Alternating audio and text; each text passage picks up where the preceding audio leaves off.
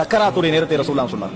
அந்த நேரம் உங்கள் மனைவி பக்கத்துல உறங்கிக் கொண்டிருப்பார்கள், உங்களது சொந்தங்கள் உங்களுக்கு பக்கத்தில் உறங்கிக் கொண்டிருக்கும், நீங்கள் உயிருக்குயிராய் நேசிக்கக்கூடிய உங்கள் குழந்தை உங்கள் நெஞ்சில் உறங்கிக் கொண்டிருக்கும்.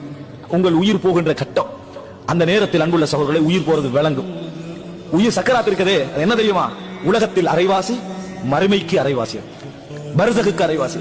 உலகத்துக்கு அரைவாசி உங்களுக்கு விளங்கும், மறுமைக்கு அரைவாசி விளங்கும். நீங்க உலகத்தை விட்டு முழுசா போகல, ஆனால் அந்த குழந்தையை அணைச்சி நான் மௌத்தாக போகிறேன் என்ற ஒரு செகண்ட் சந்தர்ப்பம் உங்களுக்கு கிடைக்காது, சொல்வதற்கு சொல்ல முடியாது. நீங்க மரணத்தை உணர்வீர்கள், சொல்ல முடியாது. மனைவியின் கையை பிடித்து நான் மரணிக்க போகிறேன் என்ற செய்தி உங்களுக்கு சொல்ல முடியாது. அவர்கள் பார்த்தால் கஞ்சாடை தான் ஒரு வகையில் உங்களுக்கு என்ன செய்யலாம், காட்டலாமே தவிர வேற எந்த அசைவும் உங்களுக்கு இருக்காது.